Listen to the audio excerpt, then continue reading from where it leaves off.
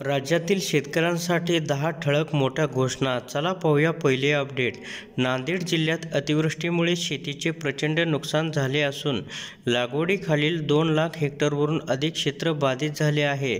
पालकमंत्री गिरीश महाजन यांनी पूर परिस्थितीचा आढावा घेतला. या ठिकाणी नुकसानीची पंचनामे तात्काळ सुरू करण्याचे निर्देश या ठिकाणी दिलेले आहेत. आता आपण 2 नंबरची अपडेट पाहूया. 2 नंबरची अपडेट ही शेतकऱ्यांसाठी अतिशय महत्त्वाची अपडेट आहे. सातारा जिल्ह्यातील फलटण येथील PM किसान सन्मान निधी योजनेच्या सुमारे 3600 प्रलंबित लाभार्थ्यांना या योजनेचा लाभ देण्यासाठी येणाऱ्या तांत्रिक अडचणी तात्काळ सोडवून त्यांना लाभ देण्यात यावे असे निर्देश कृषी मंत्री धनंजय मुंडे यांनी या संदर्भातील बैठकीमध्ये दिलेले आहे. अद्याप या शेतकऱ्यांना PM किसान योजनेचे हप्ते मिळत नव्हते आणि त्यांच्या अडचणी सोडवून तात्काळ त्यांना हा हप्ता अदा करण्यात यावा असं सांगण्यात आलं आहे. आता 3 नंबरची अपडेट पाहूया. कापूस सोयाबीन उत्पादक शेतकऱ्यांना खरीप हंगाम सन 2023 अर्थसहाय्य वाटपातील अडचणी संदर्भातील कृषी मंत्री धनंजय मुंडे यांनी बैठक घेतली.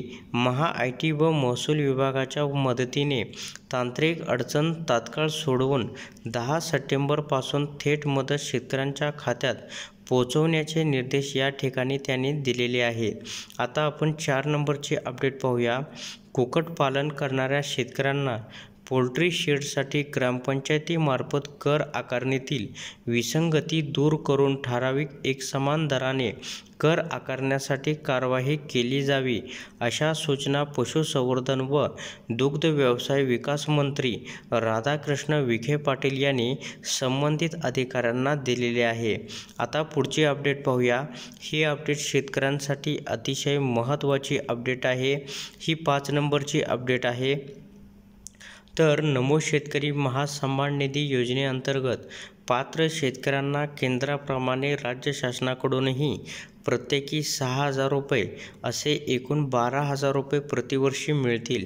आत्तापर्यंत 91,93,000 शेतकरी कुटुंबांना 7,134 कोटी 66 लाख रुपये अनुदान या ठिकाणी देण्यात आले असल्याची माहिती सांगण्यात आलेली आहे. आता आपण 6 नंबरची अपडेट पाहूया. सततच्या पावसामुळे संत्रा बहाराचे नुकसान होत आहे. यामुळे शेतकऱ्यांचे मोठे नुकसान होत आहे. या नुकसानाची तातडीने पंचनामे करण्यात यावे आणि शेतकऱ्यांना विम्याची मदत मिळावी यासाठी सहानुभूतीपूर्वक विचार करावा अशा सूचना दूरध्वनीद्वारे जिल्हाधिकारी आणि विभागीय आयुक्त यांना दिलेल्या आहे. याच्यामुळे राज्यातील ज्या ठिकाणी अतिवृष्टी झालेली आहे अशा शेतकऱ्यांना या ठिकाणी मोठा दिलासा मिळणार आहे. आता पुढची 7 नंबरची अपडेट पाहूया. राज्यातील पोलीस पाटील यांच्या गेल्या 4 महिन्याच्या मानधनाचा विषय मार्गी लावण्यासाठी येत्या 2 सप्टेंबर रोजी शासन निर्णय निर्गमित करण्यात येईल अशी ग्वाही उपमुख्यमंत्री देवेंद्र फडणवीस यांनी नागपूर येथे पोलीस पाटील संघाच्या 8व्या अधिवेशनात दिली आहे आणि त्याप्रमाणे शासन निर्णयसुद्धा निर्गमित करण्यात आलेला आहे. याच्यामुळे पोलीस पाटील यांना मोठा दिलासा मिळालेला आहे. आता आपण 8 नंबरची अपडेट पाहूया. तर महात्मा ज्योतिराव फुले जन आरोग्य योजनेमध्ये विमा कवच 1.5 लाखावरून 5 लाख रुपयापर्यंत करण्यात आले आहे.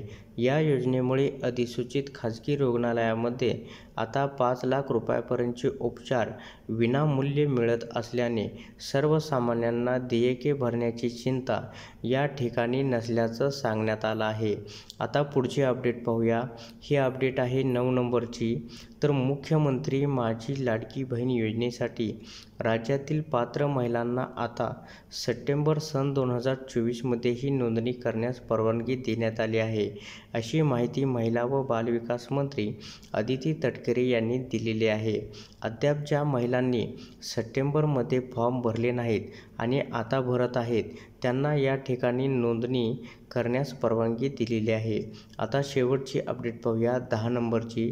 दिव्यांग बांधवांना विविध योजनांचा लाभ देण्यासाठी दिव्यांग कल्याण विभाग म्हणजे दिव्यांगाच्या दारी हे अभियान 29 जिल्ह्यात राबवण्यात आले असून उर्वरित 7 जिल्ह्यात हे अभियान राबवण्यात येत आहे.